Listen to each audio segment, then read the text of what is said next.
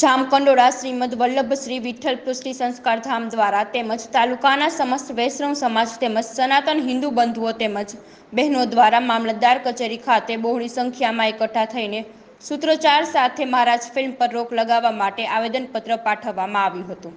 Netflix platform પર release થવા તૈયાર થઈ રહેલ ફિલ્મ મહારાજ કે જેને યશરાજ ફિલ્મ પ્રસારિત કરી રહ્યું છે તેમાં સંપૂર્ણપણે જગતગુરુ ભગવાન શ્રી કૃષ્ણ અને સનાતન ધર્મનું ખૂબ જ અપમાન કરવામાં આવ્યું છે।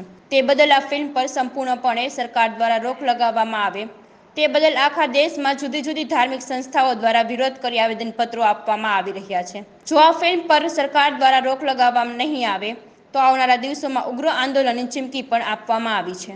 હું ભાવનાબેન બાલધા શ્રીમદ વલ્લભ વિઠ્ઠલ પુષ્ટિ સંસ્કાર ધામ દ્વારા આયોજિત નેટફ્લિક્સ OTT પર રજૂ થનાર આગામી સમયમાં જે મહારાજ ફિલ્મ છે એના ઉપર સરકાર છે એ વહેલામાં વહેલી તકે કાર્યવાહી કરે, કારણ કે આ ફિલ્મની અંદર સમગ્ર હિન્દુ સનાતન ધર્મની લાગણી દુભાઈ છે।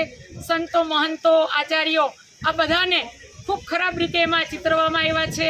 અમારા યુવાનોની, અમારા ધર્મની એને લાગણી દુભાઈ છે અને ખરેખર સમગ્ર હિન્દુ ધર્મના દેવી દેવતાઓની ખૂબ અભદ્ર ટિપ્પણી કરવામાં આવી છે। કોઈ પણ સંજોગોમાં અમે ચલાવી લઈશું નહીં, સાખી લઈશું નહીં। એટલે જેમ બને એમ અમે સરકારશ્રીને સૌ ધર્મપ્રેમી જનતા અનુરોધ કરીએ છીએ કે વહેલામાં વહેલી તકે આગામી આ ફિલ્મ છે એના ઉપર રોક લગાવે। મહારાજ ફિલ્મ બંધ કરો, બંધ કરો, મહારાજ ફિલ્મ બંધ કરો। અત્યારે આ સમયમાં જે મહારાજ પિક્ચર રિલીઝ થઈ રહ્યું છે તે અનુસંધાને અમારી જાણ મુજબ એમાં ભગવાન શ્રી કૃષ્ણનું તેમજ સનાતન ધર્મનું ઘોર અપમાન કરવામાં આવ્યું છે। તો આ અપમાનથી આખા દેશની હિન્દુ સમાજની જનતાને ખૂબ જ લાગણી દુભાણી છે।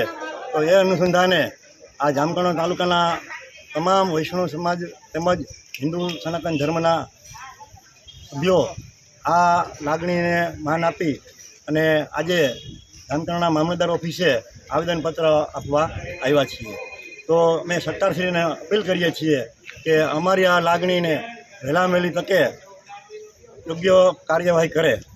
જ્યાં સુધી આ કાર્યવાહી કરવામાં નહીં આવે ત્યાં સુધી અમે આ આંદોલન સમેટશું નહીં। જરૂર પડશે તો ઉગ્ર આંદોલન કરવાની પણ અમારે ફરજ પડશે।